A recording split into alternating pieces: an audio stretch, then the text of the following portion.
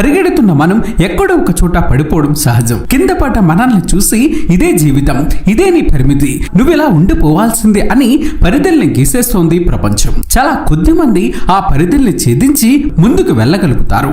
అరవింద స్వామి ఖచ్చితంగా వాళ్ళలో ఒకరు. రోజా బొంబాయి తర్వాత పెద్ద స్టార్టం తెచ్చుకున్న ఆ తర్వాత అనారోగ్యంతో భారీ కాయుడిగా మారారు. అలాంటి వాడు ధ్రువ నవాబ్ సినిమాలతో మళ్ళీ ఫుల్ ఫామ్ లోకి వచ్చాడు అంటే దాని వెనుక విధిని ధిక్కరించి ఆత్మవిశ్వాసం ఉంది. ఆ ఆత్మవిశ్వాసానికి దృశ్య రూపమిస్తూ అరవింద స్వామి గురించి నమ్మలేని నిజాలను ఈ వీడియోలో మనం తెలుసుకుందాం.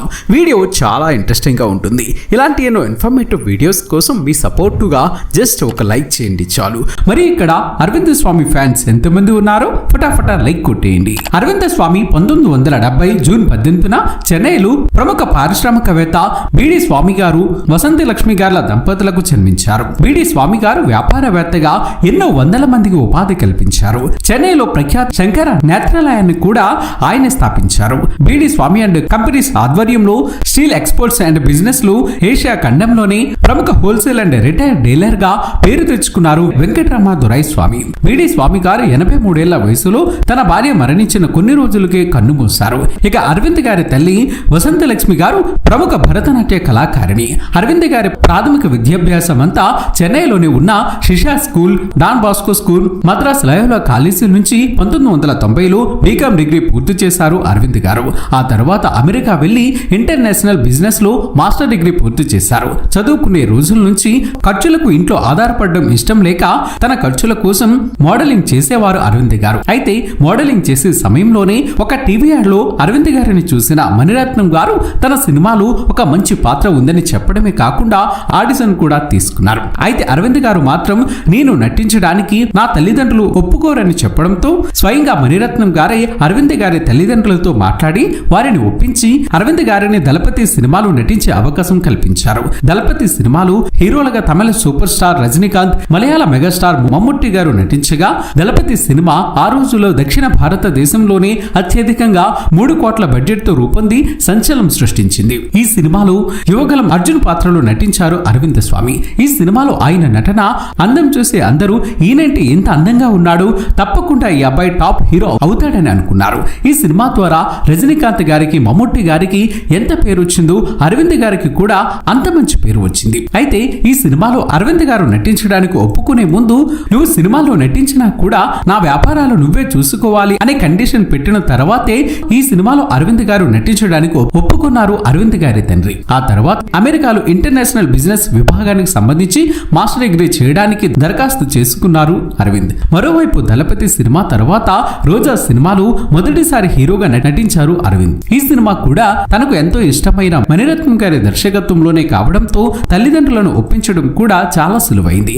ఈ సినిమా ఒక నిజ జీవితపు కథ ఆధారంగా రూపొందించబడింది. 1991 జూన్ 28న ఇండియన్ ఆయిల్ కార్పొరేషన్ లో ఎగ్జిక్యూటివ్ గా పనిచేస్తున్న కె దొరైస్వామి గారిని కాశ్మీరీ మిలిటెంట్ లో కిడ్నాప్ చేసి 2 నెలల పాటు బంధించి తమతో ఉంచుకున్న సందర్భంలో ఆయన భార్య దొరైస్వామి గారిని విడిపించడానికి చేసిన పోరాట స్ఫూర్తితోనే ఈ కథ రూపొందించబడిందని చెప్పారు చిత్ర దర్శకులు మణిరత్నం. ఈ సినిమా తర్వాత నేషనల్ హార్ట్ ట్రూ గా మారిపోయారు అరవింద స్వామి. ప్రత్యేకించి అమ్మాయిల హృదయాలలో ఆయనకు తిరుగులేని స్థానం కల్పించింది ఈ సినిమా. లవ్ స్టోరీస్ లో ఈ cinema ever green class hit గా నిలిచిపోయింది. ఈ సినిమాలో పాటలు ఎప్పటికీ సంగీత ప్రియుల్ని అలరిస్తూనే ఉంటాయి. రోజా సినిమా రిలీజ్ అయ్యే నాటికి అరవింద స్వామి గారికి అమెరికాలో తను చదువుకుంటున్న కోర్స్ కి అడ్మిషన్ తో పాటు స్కాలర్షిప్ కూడా రావడంతో అమెరికా వెళ్లిపోయారు. రోజా సినిమా రిలీజ్ అయ్యే సమయంలో అమెరికాలోనే ఉన్నారు అరవింద్. అయితే ఇక్కడ రోజా రిలీజ్ అయి సంచలన విజయం సాధించిన సంగతి కూడా తన కుటుంబ సభ్యుల ద్వారా తెలుసుకున్నారు. ఆ తర్వాత మలయాళంలో టాప్ హీరో సురేష్ గోపి గారితో డాడీ అనే సినిమాలో నటించారు అరవింద్. ఆ సినిమాలో పోలీస్ ఆఫీసర్ గా నటించారు. ఆ తర్వాత వరుసగా మరో 4 తమిళ సినిమాల్లో నటించి మంచి పేరు తెచ్చుకున్నారు. అయితే 1993లో అరవింద్ గారి తండ్రికి, తల్లికి క్యాన్సర్ రావడంతో ఆమెతో గడపడం కోసం ఇండియా వచ్చేశారు అరవింద్. ఆమెను దగ్గరుండి ఎంతో అపురూపంగా చూసుకున్నారు. అయితే కొన్నాళ్ళకి అరవింద్ గారి తల్లి అనారోగ్యంతో కన్నుమూయడంతో ఒక్కసారిగా తీవ్ర ఆందోళనకు గురయ్యారు అరవింద్. ఆ తర్వాత కొన్నాళ్ళకి అరవింద్ గారి తల్లి మీద బెంగ పెట్టుకోవడంతో అరవింద్ గారి తండ్రి కూడా అనారోగ్యం పాలై మరణించారు. ఒకే సంవత్సరంలోనే అంటే 1993లోనే తల్లిదండ్రులు ఇద్దరిని కోల్పోయి తీవ్రమైన డిప్రెషన్ లోకి వెళ్లిపోయారు అరవింద్. ఆఫీస్ కు వెళ్లినా కూడా తల్లిదండ్రులే గుర్తొచ్చేవారు. ఆ ఆలోచన నుంచి బయటపడడం, దాదాపు అసాధ్యంగా అనిపించింది.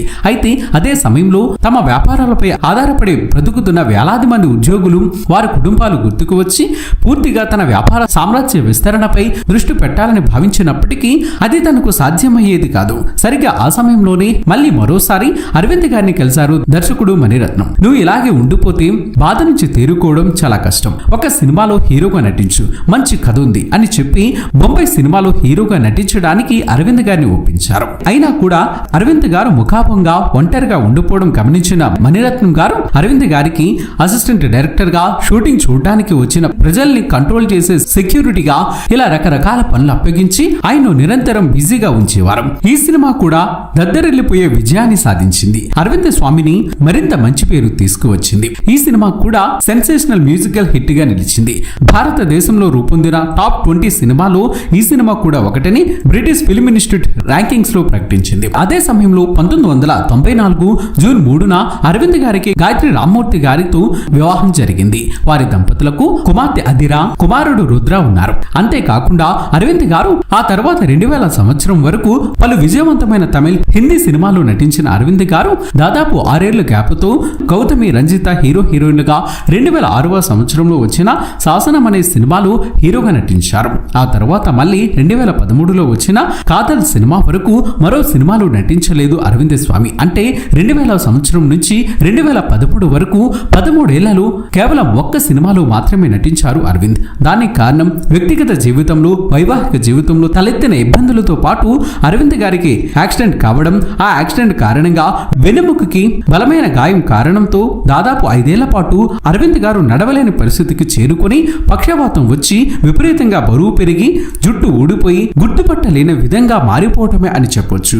అరవింద్ గారి భార్య గాయత్రి గారితో ఏర్పడిన అభిప్రాయ భేదాలు కారణంగా 2003 డిసెంబర్లో ఆమెతో విడిపోయారు అరవింద్. కానీ 2010లో మాత్రమే వారిద్దరికీ చట్టపరంగా విడాకులు మంజూరు చేసింది చెన్నై ఫ్యామిలీ కోర్టు. విడాకులు తీసుకునే సమయంలో తన భార్యకు భరణంగా ఒకేసారి 75 లక్షల రూపాయలు చెల్లించడంతో పాటు ఆమె ఎటువంటి ఇబ్బంది పడకుండా జీవించడానికి వీలుగా నెలకి ₹1,00,000 చెల్లించేలా తీర్పునిచ్చింది న్యాయస్థానం. అయితే అరవింద్ గారికి సంబంధించిన ఆస్తులు వేటిపైన కూడా గాయత్రి గారికి ఎటువంటి హక్కు ఉండదని తీర్మానించడంతో పాటు అరవింద్ గారి పిల్లల సంరక్షణ బాధ్యతలు కూడా అరవింద్ గారికి ఇచ్చింది న్యాయస్థానం. గాయత్రి గారితో విడిపోయిన తర్వాత 2012లో ప్రముఖ లాయర్ అపర్ణ ముఖర్జీ గారిని రెండవ వివాహం చేసుకున్నారు అరవింద్. తన ఫిట్నెస్ పై కూడా దృష్టి పెట్టిన అరవింద్ గారు నడవలేని స్థితి నుంచి ఏకంగా మారథాన్లో పలుమార్లు పరిగెత్తే వరకు తనని తాను కర్తవ్యం సినిమాలో విజయశాంతి గారిలా తీర్చిదిద్దుకున్నారు. దాదాపు 25 కేజీల బరువు తగ్గి తనని విమర్శించే వాళ్ళ నోర్లు మూయించారు. అదేదో సినిమాలో చెప్పినట్లు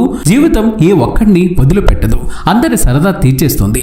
దానికి తగ్గట్టుగానే ఎప్పుడూ నవ్వుతూ అందంగా కనిపించే అరవింద్ స్వామి జీవితంలో కూడా ఆయన ఎన్నో ఒడిదుడుకులు ఎదుర్కొన్నారు. పడ్డ చోట నుంచే పరుగు మొదలుపెట్టి రియల్ లైఫ్ హీరోగా నిలిచిన అరవింద్ స్వామి గారు భవిష్యత్తులో నటించే అన్ని సినిమాలు భారీ విజయాలను అందుకోవాలని మనస్ఫూర్తిగా కోరుకుందాం. మరి అరవింద్ స్వామి గారి నటన మీకు ఇష్టమైతే ఈ వీడియోను లైక్ చేసి మీ అభిప్రాయాన్ని కామెంట్ రూపంలో చెప్పండి ఫ్రెండ్స్. మేము చేసే ప్రతి వీడియో వెనుక చాలా కష్టం ఉంటుంది. ఆ కష్టానికి మీరిచ్చే ప్రతిఫలం ఒక లైక్ కొట్టి సబ్స్క్రైబ్ చేసుకోవటమే. చేస్తారు కదా ఫ్రెండ్స్.